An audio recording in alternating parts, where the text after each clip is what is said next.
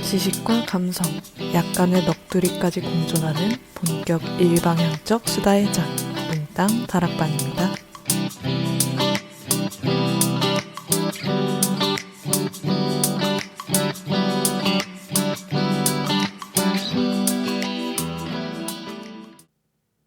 안녕하세요. 몽땅 다락방의 순무입니다. 주말에 스크립트를 쓰기 위해 한 카페에 갔습니다. 넓지 않은 공간이었지만 커다란 창과 조용한 분위기가 마음에 드는 곳이었습니다.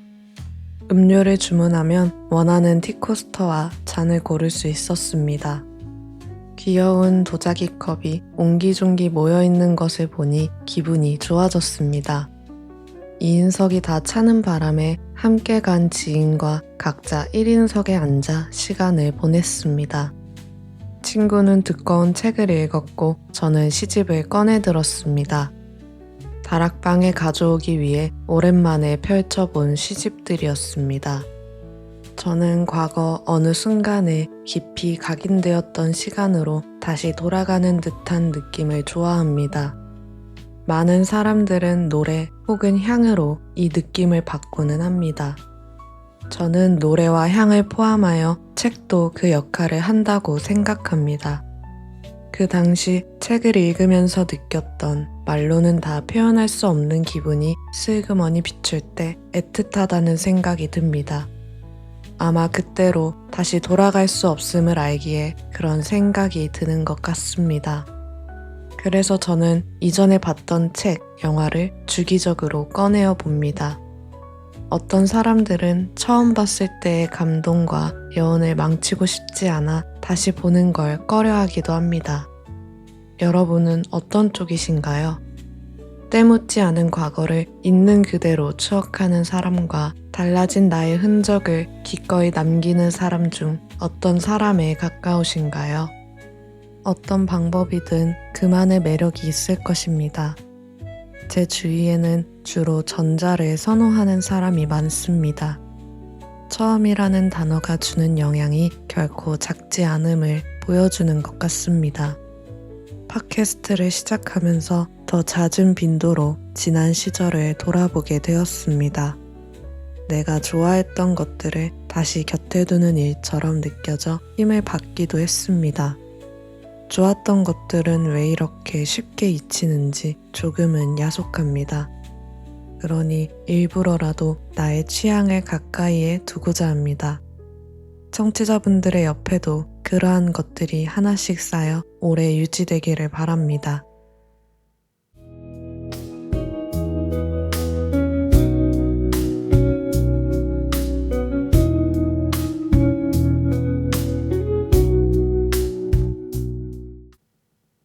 몽땅 다락방의 주제는 시집입니다. 4화에서도 시집을 가져왔었는데 그때처럼 두 권의 시집을 소개하고자 합니다. 처음 가져온 시집은 기영도 시인의 입속의 검은 잎입니다. 이 시집을 처음 알게 된 때는 2022년 여름이었습니다. 제게 진은영 시인의 책을 선물해 주었던 친구가 가장 좋아하는 시집이어서 저도 책을 구매해 여름의 태양빛 아래에서 읽었던 기억이 있습니다. 저는 시집의 뒷표지에 적힌 글이 강렬하게 머릿속에 남았고 가장 좋아하는 글 중 하나가 되었습니다. 문학과 지정사 시집에는 책마다 뒷표지에 다른 글이 적혀 있습니다. 추천사이기도 하고 시인이 직접 쓴 글이기도 합니다. 많은 시집을 읽은 건 아니지만 전 기영도 시인이 적은 그 글이 그간 읽은 시집의 뒷표지글 중 가장 좋았습니다. 오늘은 그 글로 17화를 시작해 보겠습니다. 오랫동안 글을 쓰지 못했던 때가 있었다. 이 땅의 날씨가 나빴고 나는 그 날씨를 견디지 못했다. 그때도 거리는 있었고 자동차는 지나갔다. 가을에는 퇴근길에 커피도 마셨으며 눈이 오는 종로에서 친구를 만나기도 했다. 그러나 시를 쓰지 못했다. 내가 하고 싶었던 말들은 형식을 찾지 못한 채 대부분 공중에 흩어졌다. 적어도 내게 있어 글을 쓰지 못하는 무력감이 육체의 가장 큰 적이 될 수도 있다는 사실을 나는 그때 알았다. 그때 눈이 몹시 내렸다. 눈은 하늘 높은 곳에서 지상으로 곤두박질 쳤다. 그러나 지상은 눈을 받아주지 않았다. 대지 위에 닿을 듯하던 눈발은 바람의 세찬 거부에 떠밀려 다시 공중으로 날아갔다. 하늘과 지상 어느 곳에서도 눈은 받아들여지지 않았다. 그러나 나는 그처럼 쓸쓸한 밤눈들이 언젠가는 지상에 내려앉을 것임을 안다. 바람이 그치고 쩡쩡 얼었던 사나운 밤이 물러가면 눈은 또 다른 세상 위에 눈물이 되어 스밀 것임을 나는 믿는다.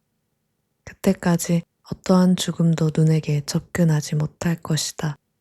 시작 메모 1988년 11월 시를 쓰지 못하는 자신을 눈에 비유한 것 같은 이 글은 읽을 때마다 저릿한 슬픔이 느껴지는 것 같습니다. 하늘과 지상이 모두 반기지 않는 존재. 시인은 자신을 그런 존재로 인식했던 걸까요? 땅에 두 발을 딛지 못하지만 그렇다고 하늘에 두 손을 뻗을 수 없는 사람. 그는 어디에서 자신의 몸을 편히 뉘을 수 있었을까요? 기영도 시인의 시는 다른 사람에게서 찾을 수 없는 어둠이 짙게 깔려있는 듯한 느낌을 줍니다. 그러나 그 어둠이 마냥 막막하지 않습니다. 아무것도 판별할 수 없는 검은색의 공간이지만 그렇기에 아주 작고 사소한 빛 하나가 무척이나 커질 수 있는 공간이 꼭 그의 세계 같았습니다. 차이나의 빛을 위해 시를 써내려간 시인의 마음은 어떤 마음이었을지 조금 더 닿고 싶은 것 같습니다.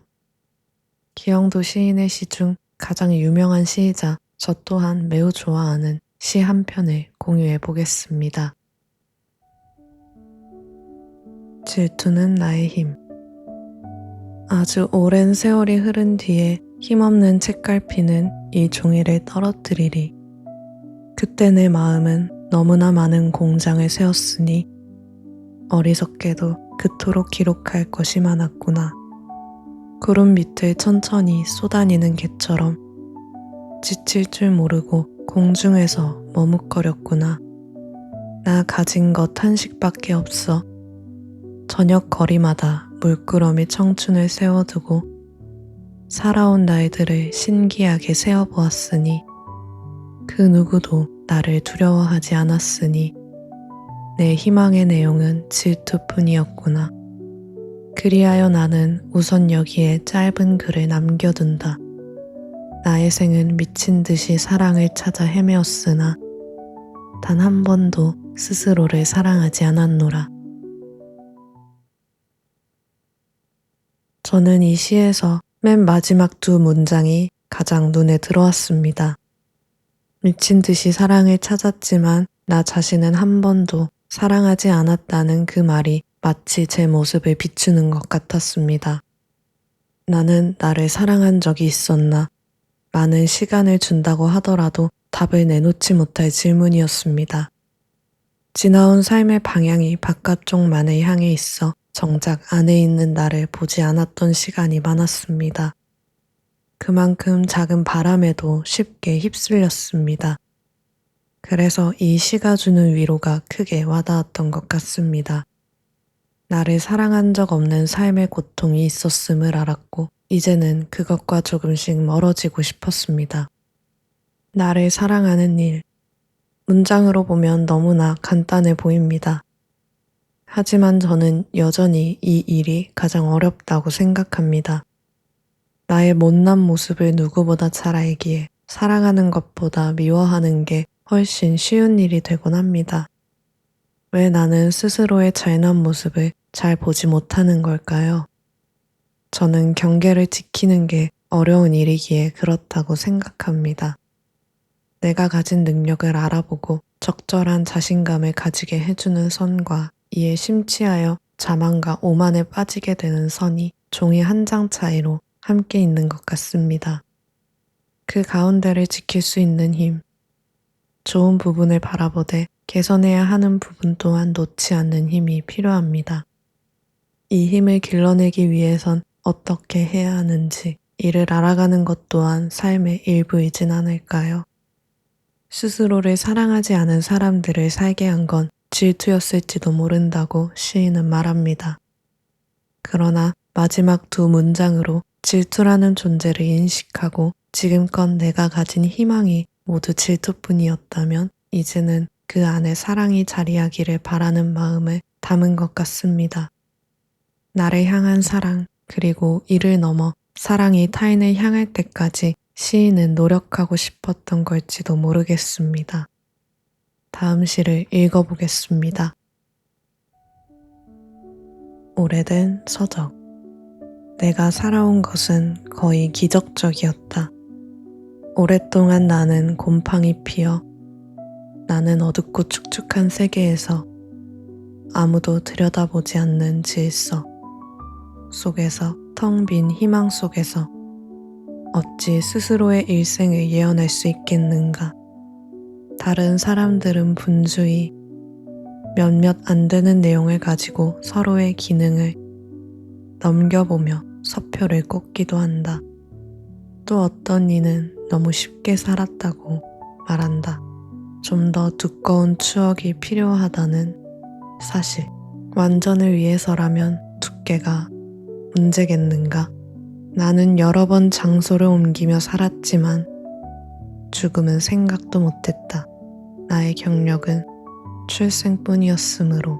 왜냐하면 두려움이 나의 속성이며 미래가 나의 과거이므로. 나는 존재하는 것, 그러므로 용기란 얼마나 무책임한 것인가. 보라, 나를 한 번이라도 본 사람은 모두 나를 떠나갔다. 나의 영혼은 검은 페이지가 대부분이다. 그러니 누가 나를 펼쳐볼 것인가. 하지만 그 경우 그들은 거짓을 논할 자격이 없다. 거짓과 참됨은 모두 하나의 목적을 꿈꾸어야 한다. 단 한 줄일 수도 있다. 나는 기적을 믿지 않는다. 어딘가에서 스치듯 보았던 문장이 있습니다. 나의 영혼은 검은 페이지가 대부분이다. 그러니 누가 나를 펼쳐볼 것인가. 저는 이 문장이 기영도 시인의 시에서 발췌된 것임을 시집을 읽으며 알았습니다. 일부를 시작하면서 말했던 시인이 가진 어두움이 잘 표현된 문장입니다. 스스로의 영혼이 모두 검은 페이지라고 말하기 위해선 어떤 시간을 쌓아야 하는 걸까요? 기영도 시인의 생애를 보면 그의 시가 가진 어둡고 축축한 면을 조금이나마 느낄 수 있습니다. 아버지의 사업 실패로 무너진 가게, 누이의 죽음, 국가적으론 민주주의의 탄압까지. 그의 고통이 아름다운 문학을 만들어낸 것 같아 서글픈 마음이 들었습니다.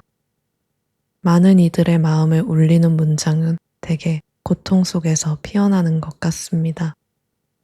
그로 인해 문장의 주인이 아픔으로부터 해방될 수 있다면 반갑게 읽을 수 있을 텐데 말입니다. 김현 문학평론가는 해설에서 이렇게 말했습니다. 죽음은 그가 앗아간 사람의 육체에 대한 기억을 간직하고 있는 사람들의 눈에서 그의 육체를 제거하여 그것을 다시는 못 보게 하는 행위이다. 그의 육체는 그의 육체를 기억하는 사람들의 머릿속에 환영처럼 그림자처럼 존재한다. 실제로 없다는 점에서 그의 육체는 부재이지만 머릿속에 살아있다는 의미에서 그의 육체는 현존이다. 그러나 그의 육체를 기억하는 사람들이 다 사라져 없어져 버릴 때 죽은 사람은 다시 죽는다. 그때의 그는 정말로 없음의 세계로 들어간다. 그 없음의 세계에서 그는 결코 다시 살아날 수 없다. 기영도 시인은 29세의 나이로 생을 마감했습니다.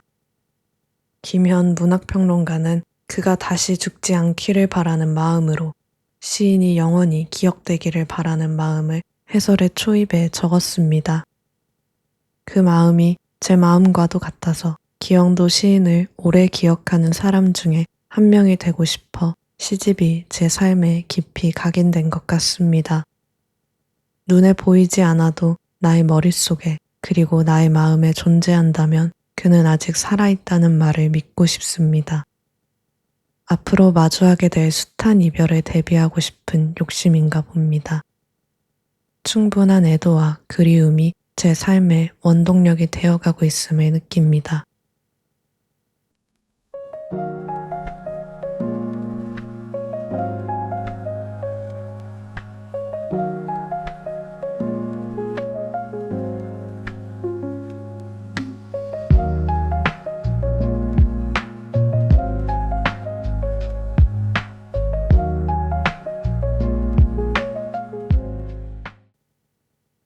이 부에서 소개할 시집은 이규리 시인의 최선은 그런 것이에요 라는 시집입니다. 이 시집은 독서 모임을 할 때 골라 구매한 책입니다. 여성 시인의 시집을 찾고 있던 찰나 제목이 유난히 눈에 띄어 골랐던 시집입니다. 이유는 잘 모르겠지만 그냥 눈길이 가고 기억하고 싶은 문장이 하나쯤 있으시지 않나요? 저는 이 시집의 제목이 그랬습니다. 최선은 그런 것이에요. 최선이라는 단어와 체념에 가까운 듯한 말투가 인상 깊었습니다. 제목만큼 시집 자체도 좋았던 기억이 있습니다. 이 기억을 조각조각 공유해 보겠습니다. 첫 번째 시입니다. 나무가 나무를 모르고 공원 안에 있는 살구나무는 밤마다 흠씬 두들겨 맞는다. 이튿날 가보면 어린 가지들이 이리저리 부러져 있고 아직 익지도 않은 열매가 깨진 채 떨어져 있다. 새파란 살구는 매실과 매우 흡사해 으슥한 밤에 나무를 때리는 사람이 많다. 모르고 때리는 일이 맞는 일을 더 오래 아프게도 할 것이다. 키 큰 내가 붙어 다닐 때 죽자고 싫다던 언니는 그때 이미 두들겨 맞은 게 아닐까. 키가 그를 말해주는 것도 아닌데 내가 평생 언니를 때린 건 아닐까. 살구나무가 언니처럼 무슨 말을 하진 않았지만 매실나무도 제 딴에 이유를 남기지 않았지만 그냥 존재하는 것으로 한쪽을 아프고 다른 쪽은 미안했던 것. 나중 먼 곳에서 어느 먼 곳에서 만나면 우리 인생처럼 그 나무가 나무를 서로 모르고. 제가 좋아하는 시들은 대개 시 전문이 좋다기보다 시의 한 구절이 좋은 경우가 많습니다. 이 시 또한 그렇습니다. 시에서 가장 눈에 들어온 문장은 모르고 때리는 일이 맞는 일을 더 오래 아프게도 할 것이다 였습니다. 이 구절을 보고 들었던 생각은 내가 살아가면서 모르고 때렸던 일이 얼마나 될까 하는 물음이었습니다. 언젠가 메모장에 적은 글이 있습니다. 모를 수 있는 권력에서 뱉었던 말들은 폭력이 될 수 있다. 나는 내가 모르는 사이에 가해자였을 것이다. 앞선 구절과 비슷한 맥락을 가진 문장입니다. 저는 이를 경계하고 싶은 마음이 큰 것 같습니다. 나의 무지로 상처받는 사람이 생기지 않았으면 하는 것. 시간이 흐를수록 말이 가지고 있는 무게를 실감합니다.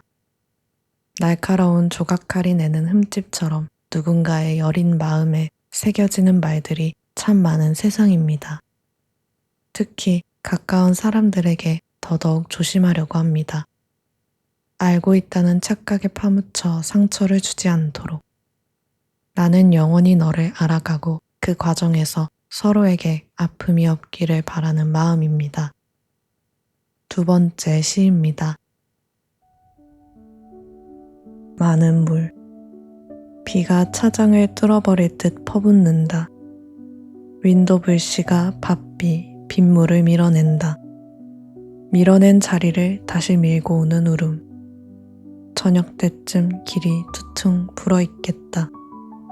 차 안에 앉아서 비가 따닥따닥 떨어질 때마다 젖고 아프고 결국 젖게 하는 사람은 한때 비를 가려주었던 사람이다. 삶의 물기를 원했지만 이토록 많은 물은 아니었다. 윈도 브러쉬는 물을 흡수하는 게 아니라 밀어내고 있으므로 그 물들은 다시 돌아올 것이다. 저렇게 밀려났던 아우성, 그리고 아직 건너오지 못한 한 사람. 이따금 이렇게 퍼붓듯 비 오실 때 남아서 막무가내가 된다. 시를 읽으면서 떠올랐던 사람이 있습니다. 그녀는 시인이었습니다. 우연한 기회로 시인이 주최한 낭독의 밤을 가게 되었습니다. 자신이 쓴 시를 그곳에 모인 사람들과 함께 읽는 모습은 그 공간에서 단연코 가장 눈에 띄는 모습이었습니다. 천사가 등장하는 내용이었습니다. 그녀는 천사의 역할을 맡았습니다. 흰 옷을 입고 있어 정말 천사처럼 보이기도 했습니다. 낭독회가 끝나고 시인에게 사인을 받았습니다.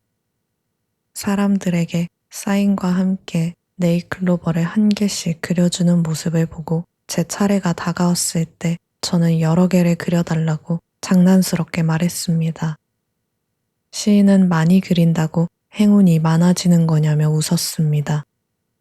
그리고 흔쾌히 4개의 네잎클로버와 행운과 행복을 동봉한다고 적어주었습니다.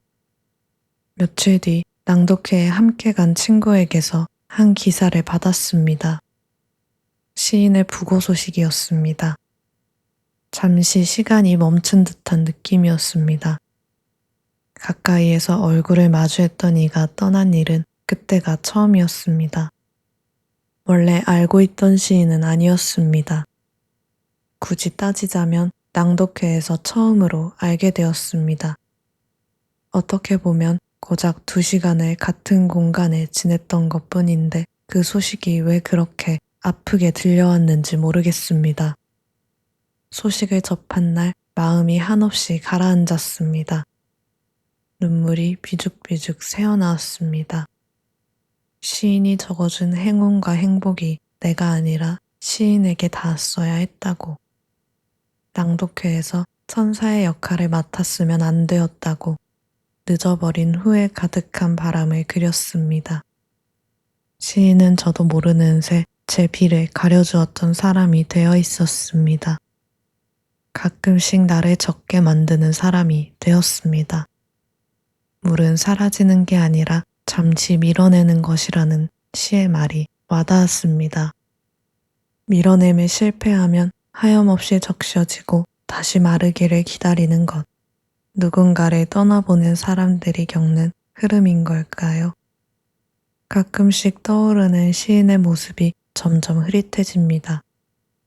슬픔도 조금씩 희미해지는 것 같습니다. 더 이상의 바래짐을 막기 위해 시인을 종종 생각합니다. 시인이 읽었던 글, 그가 남긴 문장, 시인의 책, 가까이에 두고 기억하고자 합니다. 필히 나를 적게 만들지라도 기꺼이 감내하고 싶습니다.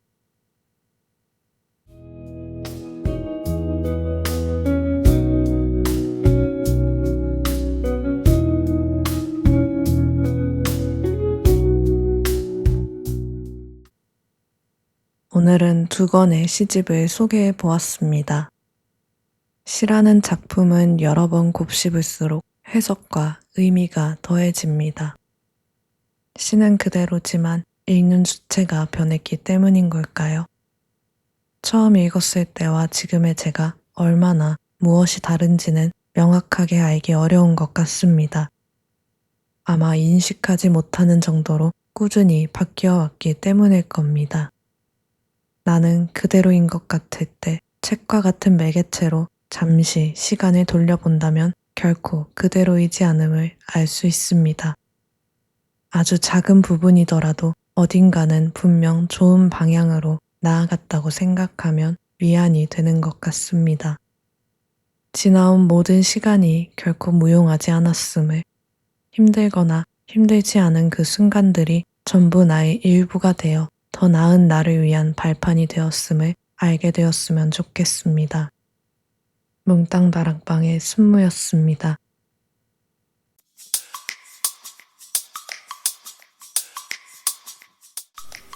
지식과 감성, 약간의 넋두리까지 공존하는 본격 일방향적 수다의 장, 몽땅 다락방입니다.